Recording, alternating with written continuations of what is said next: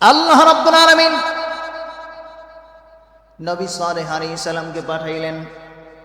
সালেহ পয়গম্বর যখন তিনি ওনার বংশের লোকদেরকে দাওয়াত দিতে থাকলেন, বংশের লোকেরা তো হঠাৎ করে নবী হিসাবে মানতে চায় না। ডাক দিয়ে বললেন, ভাইরা তুমি আবার কেমনে নবী হইলা? এতদিন আমাদের সাথেই চলাফেরা করলা, একসাথে বাজারে যাই, একসাথে বিয়ে শাদী করলাম, তুমি আমাদের বিবাহ গেলা, আমরাও তোমার বিবাহে অংশগ্রহণ করলাম, হঠাৎ করে তুমি নবী দাবি করলা, এমন দাবি তো আমরা মেনে নিতে পারি না।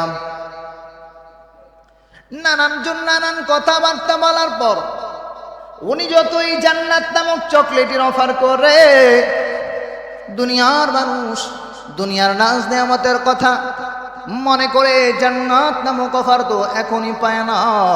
এই জন্য সালেহ পয়গম্বরের কথা তারা শুনতে চায় না। রব্বি কারীম সূরাতুল হুদ 12 নম্বর পারা 7 নম্বর পৃষ্ঠা 61 নম্বর আয়াতে আমার মাহবুব মানুষকে ডেকে ডেকে বললেন, এই ঘটনা আল্লাহ কেন শোনাইলেন বন্ধুরা রে? ওয়া ইলা সামুদ আখাহুম সালিহা ক্বালা ইয়া কওমি ইবুদুল্লাহ মা লাকুম মিন ইলাহিন গায়রুহু। বন্ধুরা রে, সালেহ আলাইহিস সালাম যখন উনি ওনার কওমের লোকদেরকে দাওয়াত দিলেন, এরা কোনোভাবেই মানতেছে না। সালেহ আলাইহিস সালাম জান্নাত নামক চকলেটের অফার করলেন।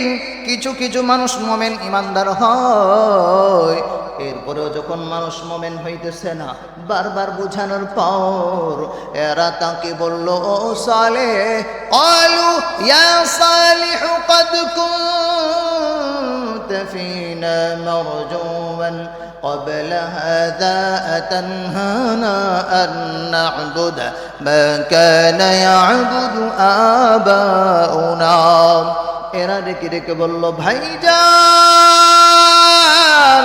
ও সালেহ পয়গম্বর, তুমি তো এতদিন আমাদের কাছে ভালো ছিলা, সমাজের সম্মানিত মানুষ ছিলা, যেহেতু নবীরা ভদ্র হয়, উশৃঙ্খলাচরণ নবীরা করে না, এই জন্য সমাজের সম্মানিত মানুষ নবী পয়গম্বর যখনই উনি বললেন আল্লাহ ছাড়া কোনো ইলাহ নাই, আল্লাহ ছাড়া কারো ইবাদত করা যাবে না, তখনই তারা বলল, তুমি এই কাজটা কেন করতে গেলা?